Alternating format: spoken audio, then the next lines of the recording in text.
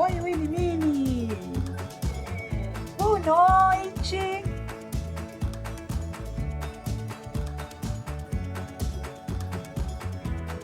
Boa noite, Concito. Boa noite todo mundo que está entrando. Gente bonita. Gente trabalhadora. Isso aí. Peguei para vocês, meus lindos, Salmo 1. Eu tô apaixonada cada vez mais pelos salmos. Eu não sei quando é que eu vou parar de falar em salmos, aí vocês vão ter que me aguentar. Mas é muito gostoso estudar os salmos, né? Ele se torna muito atual. E a gente vê que tem milênios aí nos separando, né? Às vezes centenas de anos, às vezes um milênio, sei lá. E a busca, a briga para fazer o certo, que é mais difícil, sempre fazer o certo.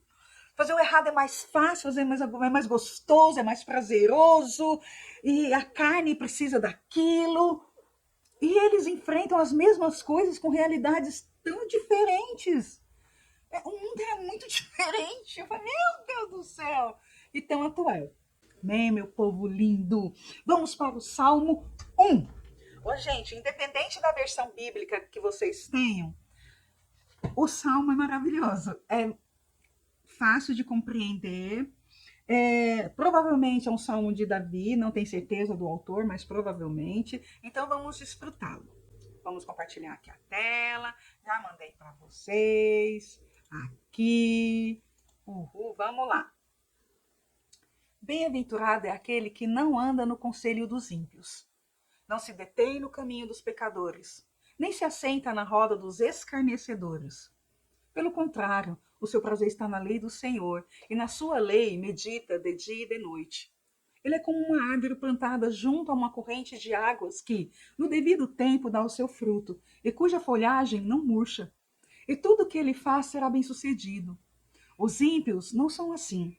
São, porém, como a palha que o vento dispersa. Por isso, os ímpios não prevalecerão no juízo, nem os pecadores na congregação do justo. Pois o Senhor conhece o caminho do justo, mas o caminho dos ímpios perecerá. Amém? Eu coloquei uma versão para vocês e vou estar com uma outra versão aqui. Então, nós vamos desfrutar de duas versões. E aí você pode abrir também a sua Bíblia e acompanhar na sua versão, tá bom? Então, essa é uma versão mais antiga e essa aqui é mais contemporânea da Bíblia, que eu estou aberta, que eu vou estar falando aí versículo por versículo, tá bom? Então, para a gente entender esse salmo, gente, a gente pode pegar lá Mateus. Vou pegar aqui Mateus. Aqui. Que Jesus fala de dois caminhos. De porta, caminho estreito, caminho largo, porta estreita, porta larga. Que está lá em Mateus 7, de 13 a 14, que diz assim: entre pela porta estreita, porque a larga é a porta e espaçoso é o caminho que conduz para a perdição. E são muitos que entram por ela. Estreita é a porta e apertado o caminho que conduz para a vida. E são poucos os que entram. Mateus 7, de 13 a 14. Então, voltando lá no nosso texto, eu coloquei aqui para nós o salmo dos dois caminhos. Vida e morte. Qual caminho que vamos escolher? Aí eu coloquei aqui. Temos duas opções. Não tem uma terceira via. Não existe, a Bíblia não apresenta. E eu coloquei aqui. Pensa comigo. Coloquei, tá, e deixa jeito na telinha. Se você encontrasse alguém na rua e essa pessoa lhe dissesse: não vai pela rua esquerda, pois acabei de passar por lá e me roubaram. Porém, vá pela direita, porque é um caminho onde não vão te fazer mal. Qual o caminho que você escolhe? Fácil, né? Na teoria parece fácil. Mas, na prática, nós vimos lá em Mateus que a maioria escolhe qual? O caminho largo. A porta larga. mas é a porta que te vão fazer muitos danos para sua vida, às vezes física, emocional, espiritual. E muitas pessoas têm ido por esse caminho porque acham que são diferentes. Ah, não, você foi assaltado, te roubaram, bateram em você. Ah, não, mas eles não vão fazer isso comigo, não. Vale a pena o risco, sendo que tem um caminho seguro para ir, que já foi testado, está sinalizado. Tem luz para você andar, não cair, não tropeçar. Mas Jesus fala que poucas pessoas estão escolhendo esse caminho, porque é um caminho estreito, apertado, de muita renúncia. De muita renúncia. E esse outro caminho, largo, carregamos todas as nossas vontades, todos os nossos desejos, nossas vaidades, nossos orgulhos. Então é difícil deixar essa bagagem para ir passar na porta estreita. Porque essa porta estreita não dá para carregar as mochilas, porque não passa. Passa só você. Você limpo. Então é difícil deixar essa bagagem. É muito difícil.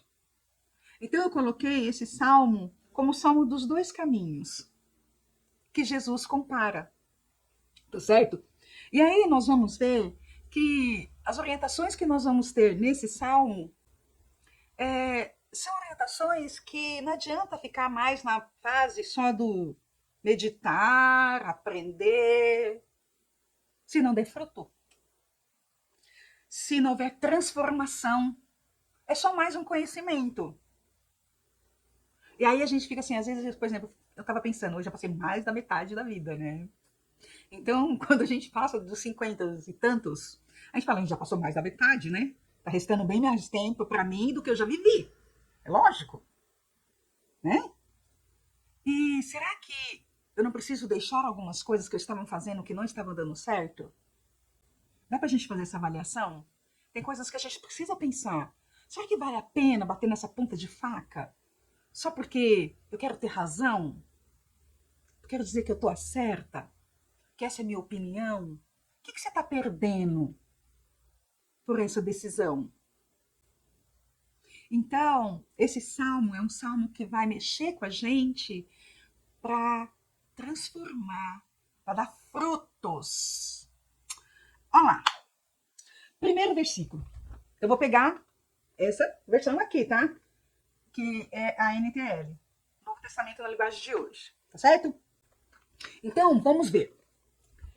Felizes são aqueles que não se deixam levar pelos conselhos dos maus, que não seguem o exemplo dos que não querem saber de Deus e que não se ajuntam com os que zombam de tudo que é sagrado.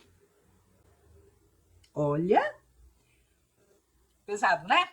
Mas começa já, felizes são aqueles. Quem não quer ser feliz? Quem não busca, de alguma forma, ser feliz?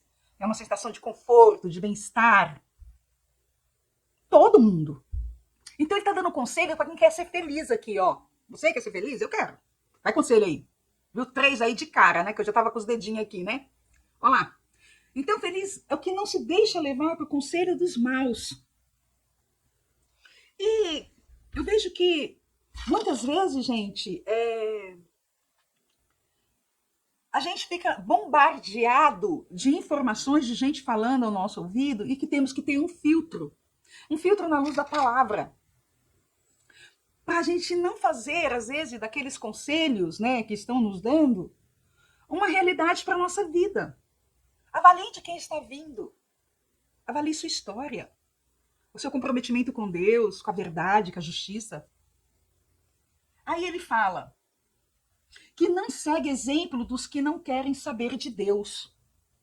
Gente que não tem compromisso nenhum com a moral, com a ética, com os preceitos religiosos que Jesus deixou, que está no Evangelho.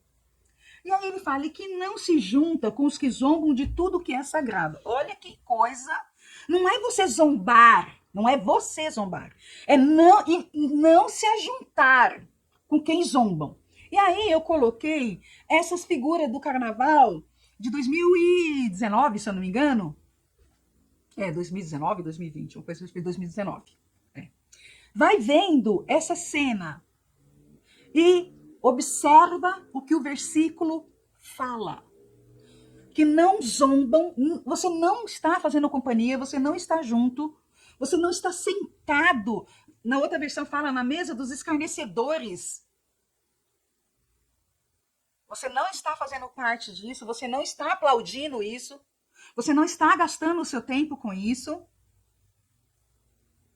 Então, eu vejo que às vezes nós, o povo, padece, sofre, porque uma grande parcela, às vezes até nós estamos nela, em alguns casos, compactua dessas cenas de absurdo, onde a gente vê uma escola de samba colocando a figura do diabo arrastando Jesus Cristo.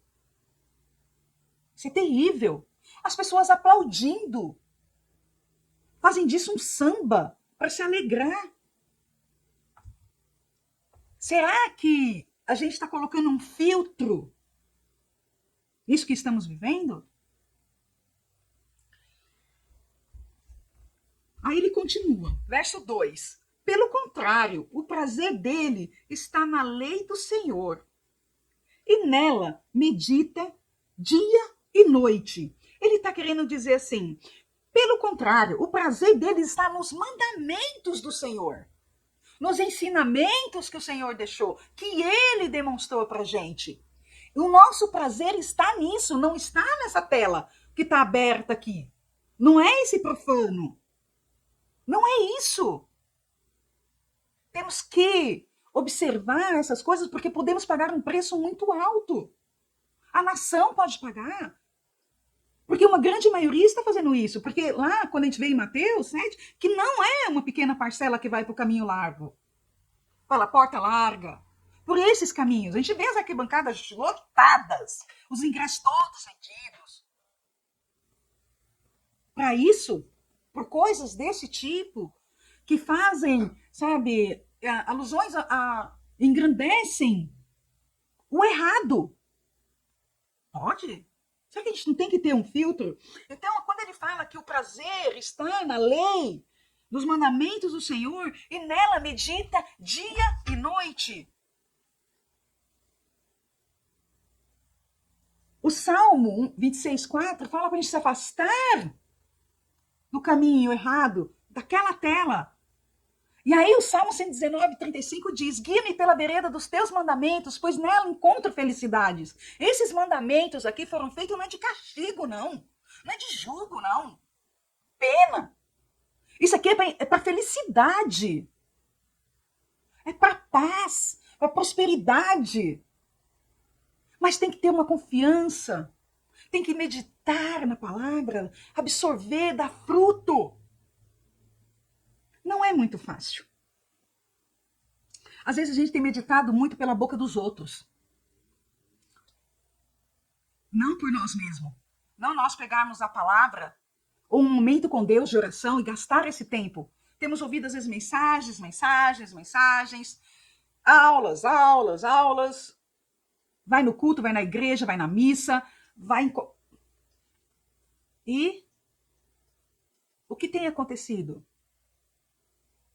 Então, não é só ouvir dos outros, é você buscar, guarda isso, a sua identidade cristã. Buscar a sua identidade cristã. Mas como pode ser isso? Como é que eu posso meditar? Como é que eu posso aprender? Como é que faz isso? Então vamos lá. Eu vou colocar aqui que meditação bíblica, eu gostei muito da definição do pastor Felipe Seabra. Ele fala assim que meditação bíblica é silenciando os ruídos, né, exteriores e interiores, na busca de um diálogo íntimo com a palavra e com a direção de Deus. E para a gente meditar, 6 passos. Primeiro, ore. E antes de eu começar os passos, eu quero falar para você, pega essa colinha. Eu vou deixar depois na tela. São poucos slides hoje, então eu vou pedir que, quando for editar, que o Hamilton já coloque essas telas para vocês fazer a colinha e deixar dentro da Bíblia. Quando você abrir sua Bíblia, segue esses passos. Você vai ver como vai mudar. Olha lá. Primeiro, ore. Acalme a sua mente. Desacelere. Controle sua respiração. Bem tranquilo. Desacelera. Ore ao Senhor nesse momento. Fala com Ele. Fala que você vai ter contato com a palavra dEle, que quer ter esse momento exclusivo, íntimo. Que Ele não deixe que nenhum ruído atrapalhe essa conversa, esse contato. 2. Leia a Bíblia. Sugestão. Tem alguns aplicativos de como o Pão da Vida e outros livros que todo dia tem uma meditação. Tem um versículo, uma oração e uma meditação e um agradecimento. E aí você faz essa leitura e você vai ver quanto você vai aprender no dia a dia. Pelo menos já é um passo para você ter contato com a palavra. E depois você pode ir aprofundando. Então, esses livros de leitura diária, ajuda bastante. Aí, terceiro ponto, você vai confrontar. Confrontar o que você leu com a sua vida. Isso é aplicado à minha vida? Como pode ser aplicado na minha vida? Em que área? Aonde que eu me encontro? O que precisa para se encaixar aqui ou para transformar? Não sei o que você está lendo, mas você precisa confrontar. 4. Entre em oração. Entre em oração. Aí vai ser um diálogo. A palavra que você leu com o Espírito Santo e você vai se derramar. Fala. Fala, fala, fala, fala. Que ele está te ouvindo. E aí, depois, você vai entrar num momento que é o 5º passo de silêncio. Para quê? Ouvir. Espere Deus falar com você. Espere os pensamentos que Deus vai dar para você. Espera. Porque se a gente só fala, e cadê que Deus vai falar? E quando Deus vai falar, você fala amém. Tipo, bateu a porta na cara da pessoa? Não. Tem que esperar a pessoa falar. Não é um monólogo. Último passo. 6º. Saia e aplique de alguma forma o que você vivenciou nessa experiência. Pega essa cola, deixa dentro da Bíblia e faz exercício diário. E você vai ver o que vai acontecer. Certo? Vou lá no Salmo 119, 4, 5, que diz assim: por meio dos teus preceitos consigo entendimento. Por meio da tua palavra. Por isso, detesto todo o caminho de falsidade. Lâmpada para os meus pés é a tua palavra, e luz para os meus caminhos, que conduz você em segurança, que te abençoa. Vamos lá. Essas pessoas são como árvores, verso 3, que crescem na beira de um riacho. Elas dão frutas no tempo certo, e as suas folhas não murcham. Assim também tudo que essas pessoas fazem dá certo. Tudo que essas pessoas fazem dá certo. Eu vejo que quando a gente fala que essa árvore está plantada junto a um ribeiro, que ela é nutrida, a gente já falou esse versículo, que ela recebe nutrientes, minerais, luz, né? E a gente fica pensando quantos tipos de árvores tem. São muitas árvores. Você pode ser uma árvore diferente da minha. O teu fruto pode ser diferente do meu. Mas essa árvore, ela está ligada num riacho que representa a palavra, que nutre, que alimenta. E eu penso que nós temos que aplicar muito discernimento nas nossas escolhas para nos mantermos estáveis, que são as raízes. Então, eu coloquei aqui o que é discernimento. É a capacidade de compreender situações, de separar o certo do errado. Capacidade de avaliar as coisas com bom senso e clareza, juízo e tino. Então, a gente precisa permitir que as nossas raízes se aprofundem. Às vezes o teu fruto vai demorar mais do que o meu, porque a minha árvore precisa mais raiz do que a sua. Por quê? Porque às vezes a minha vai enfrentar mais tempestade, mais calor, né, mais seca, mais raios. Então a minha precisa de uma raiz mais profunda, porque o vento vai bater demais nessa árvore. Vai ter muita tempestade. E às vezes outros dão frutos de imediato. Porque não precisa de tanta raiz, porque às vezes não vai sofrer tanto quanto o outro. Ninguém é mais, ninguém é menos. Mas tem que dar fruto. Porque ele está falando que no tempo certo dá um fruto.